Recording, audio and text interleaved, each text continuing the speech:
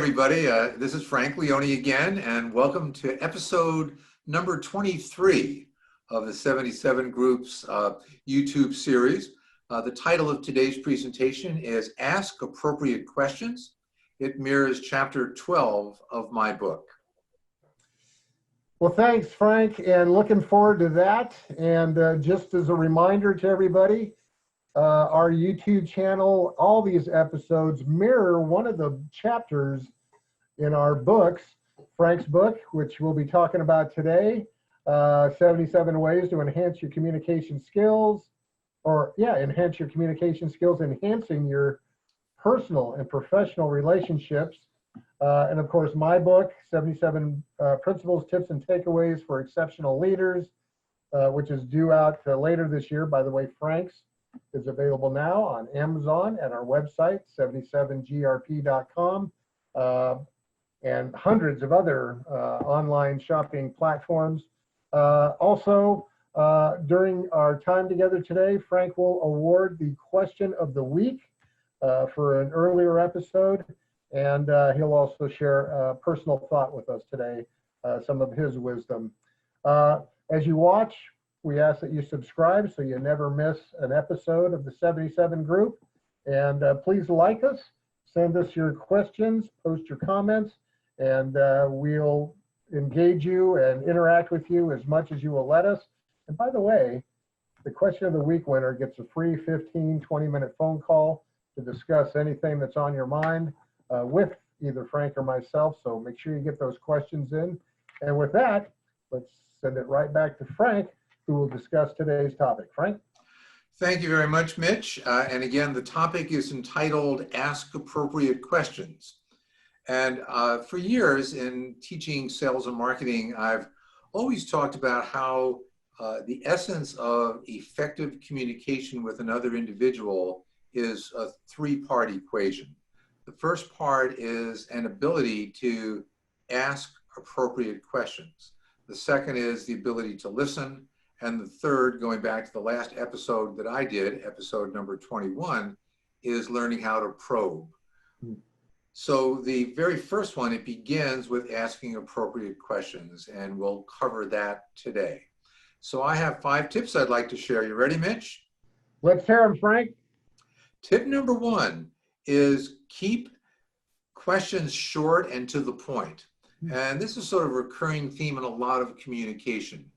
But questions should really be as few words as possible. And that whole chop, chop, chop that we discussed, I believe, in the very first episode that we ever did, really applies to this as well. Just mentally, when you're ready to ask somebody a question, really go out of your way to get succinct, right to the point. You don't want to confuse them. You don't want to have multiple ideas involved. You want to be right from the get-go, being able to focus on what you're really trying to find out from that question. So tip number 1, is keep questions short and to the point. Excellent. Okay, well, great. Frank, take us right on to tip number 2, please. Tip number 2 is couch your questions in context. In other words, just don't randomly throw out a question coming out of left field and assume that that's going to make sense in your discourse with the other person. It's really important to say things like, well, inconsistent with this idea or this theme, or in follow-up to what you just said, or in order to elaborate more, could you, really is critical. And again, this is something that applies to other aspects of communication as well. The importance of keeping everything in a context so there's no confusion on the other party's part regarding where you're coming from or hopefully what you're trying to find out. So tip number 2 is couch your questions in context. Excellent point. A quick question on this. Can you give me an example of how you might recover if you find yourself asking a question that's out of context of the specific matter at hand? Well, I guess it depends when you figure that out.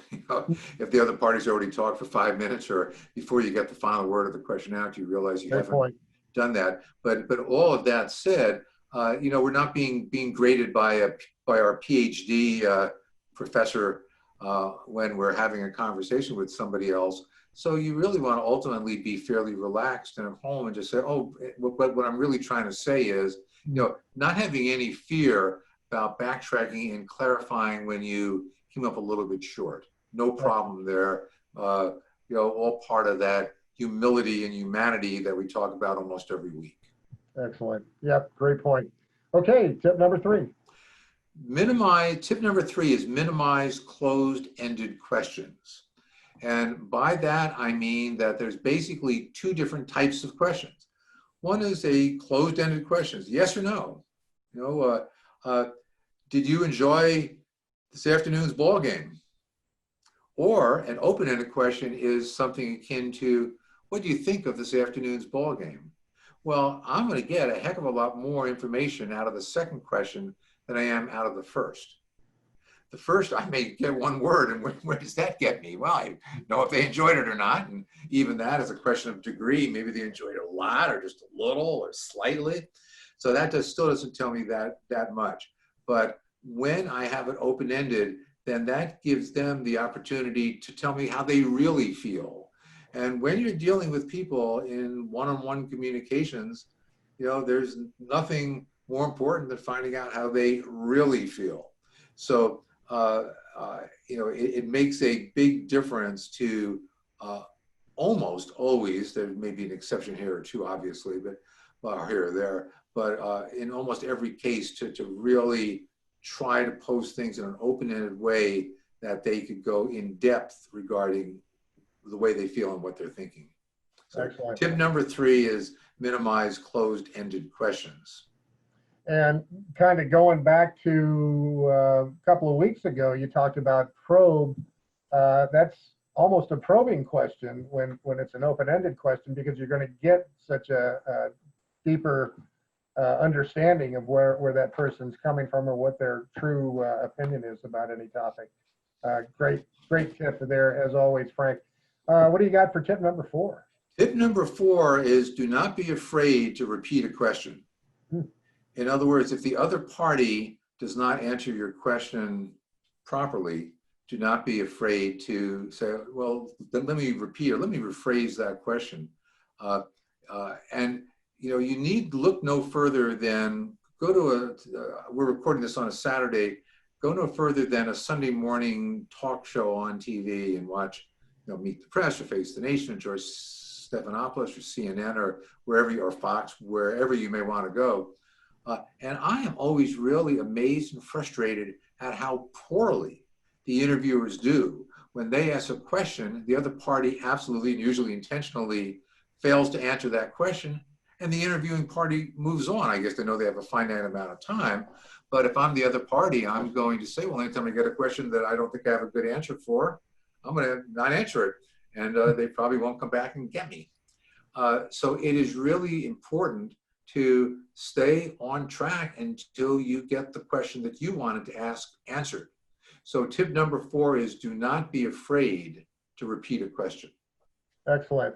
And you're so right about the Sunday morning Q&A shows where the person being questioned says, well, I know what I want to say, and I don't care what they're going to ask me. I'm just moving forward. And like you say, they know they're trapped by time, so they're likely just going to move on, and the person getting asked the question can escape fairly safely. Yeah. Such a great point.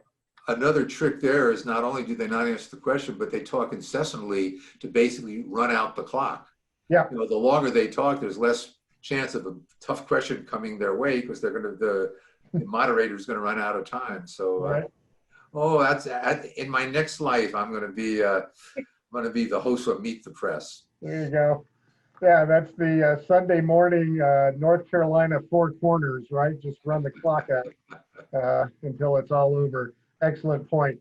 Hey, wrap us up with tip number 5, Frank. Tip number 5 is cover only one point in a question. And boy, you something hear all the time as well. Somebody asks a question and they say, what do you think of today's weather? And how about this climate change deal? So all of a sudden, there are 2 questions in the same question. And it means that the other party, A, is either likely to answer only one of the 2, or B is going to give far too much emphasis in answering one question or the other. So you don't want to do that. You want to stay focused, F-O-C-U-S, stay focused on what you're trying to accomplish and why you're asking the question. The best way to stay focused is to focus on just that singular point. So tip number 5 is cover only one point in a question. Excellent point. Yeah, we used to call that stacking questions. And as I have coached executives and other leaders, that's something we always want to avoid, because we want to be able to focus, kind of drill down, zoom in to the one question, and get the best response possible on that. So I'd like to repeat the five tips and let them scroll down the screen. Tip number 1 is keep questions short and to the point. Tip number 2 is couch your questions in context. Tip number 3 is minimize closed-ended questions. Tip number 4 is don't be afraid to repeat a question. And tip number 5 is cover only one point in a question. Excellent. As always, Frank, words of wisdom, easy to apply, and very well shared with the rest of us. So, hey, next week, everybody, we are talking leadership, and I will be speaking to you from one of the chapters of my book, the chapter entitled Always Be Recruiting. So as a leader, that's something you always want to be on the lookout for. In the meantime, remember to subscribe, like us, leave your questions and comments. Let us know you're out there so we can engage you. And now I'd like to kick it back over to Frank, who will discuss or share with us the question of the week winner, and also a personal thought as we get ready to shut things down here on the 77 group. Frank, back to you. Mitch, the question of the week came in from a common name, Anonymous. So we don't know who Anonymous is, but Anonymous, my email address, frank@77grp.com, is up at the top of the screen, and give me a call and we can chat for 15 minutes. And if I get 100 calls, I'm going to know that 99 people are fake anonymous people. But be that as it may, Anonymous's question was a good one, and it went back to episode number 19, which is all about warming up your audience. And it basically, or not warming them up, but showing appreciation to your audience. And the question was, let me just read it here. The idea makes a lot of sense for public speaking, but it's fuzzier for one-on-one encounters, signed Anonymous. And what I would say here is that there is a common thread, whether you're speaking to 1,000 people, 100 people, 10 people, or one person. And the common thread is that everybody involved gave you some of their invaluable time. And I think what we need to realize is that time is probably everybody's most precious commodity. Back when I taught sales and marketing, and Mitch was a student once upon a time, many, many, many years ago, I always asked for a show of hands. It was sort of a fun kind of thing, but I asked for a show of hands. How many of you feel overwhelmed that you just don't have enough time to do everything you need to do? How many of you have just the exact right amount of time to do everything you need to do? And how many of you have so much free time that you don't know what to do with it? Well, guess what? 99.9% of the people in the class, except a couple of wise guys in the back, raised their hand to the first one. It is evident we have too much on our plate. 24 hours a day is not enough hours in a day to do everything that we would like to do, or in some cases need to do. So therefore, you have a starting point no matter what the size of your audience is, and that starting point is an appreciation and an understanding of the value of their time.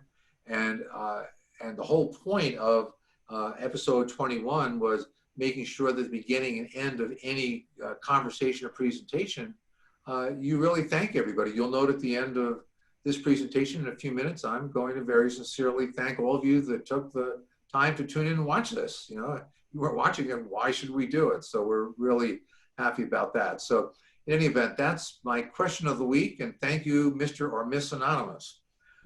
Personal remark, and Mitch and I always like to do this at the end of every episode. It's just personal value, a personal thought that we feel about life and about our lives. And mine is simply this. It's one word: integrity.